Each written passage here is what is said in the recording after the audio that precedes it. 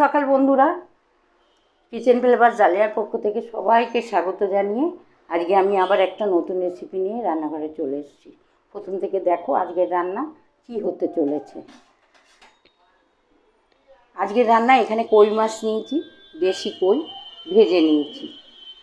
আর তারপরে এখানে ফুলকপি আলু, কই মাছ ফুলকপি আলু দিয়ে রান্না হবে। মশলা নিয়েছি আদা, জিরা, ধনে, লঙ্কা, পেঁয়াজ বাটা।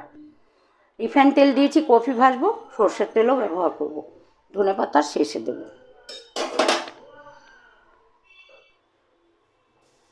হলুদ দিয়ে দিলাম একটু, কফিটা ভাজবো, একটু লবণ দিয়ে দিলাম।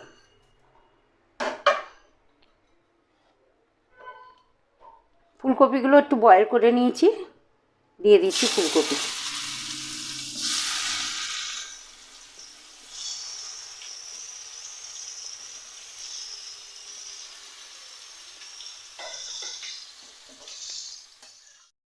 ফুলকপিটা ভাজা হয়ে গেছে, তুলে নিচ্ছি। কফি ভাজার তেলে আমি আবার সর্ষের তেল দিয়ে নিলাম। সাদা জিরে দিয়ে দিলাম।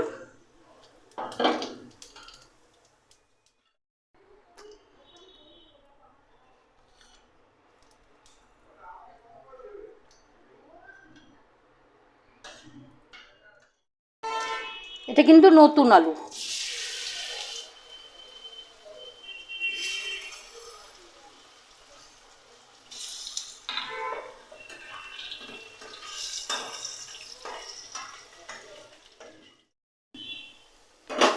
আলুটা ভাজা হয়ে গেছে, এবার আমি মশলাগুলো দিয়ে দিলাম।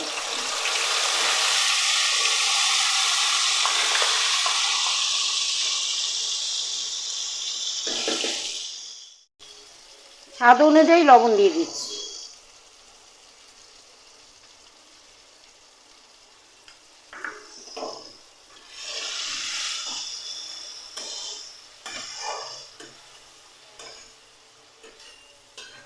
কই মাছ তো আমরা অনেক রকমভাবে খাই, তেল কাসুন্দি, তেল কই, তারপর কফি আলু দিয়ে ভালো লাগে, আবার আলু বেগুন দিয়েও ভালো লাগে, সর্ষে।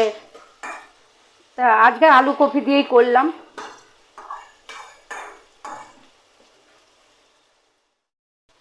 মশলাটা কষানোর জন্য গরম জল দিয়ে দিলাম।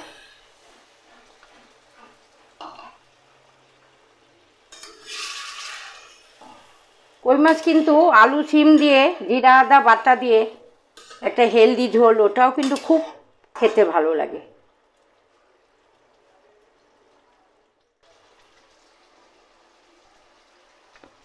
ফুলকপি ভাজা আর মাছ ভাজাটা আমি দিয়ে দিচ্ছি।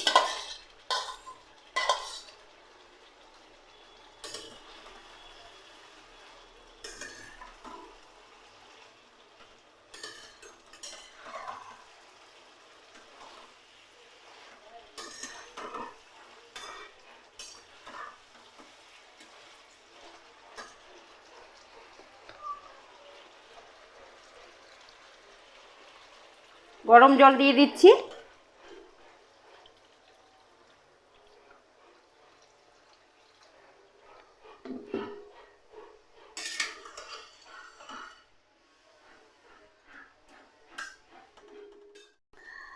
কই মাছের ঝোলটা হয়ে গেছে, আমি ধনেপাতা দিয়ে দিলাম।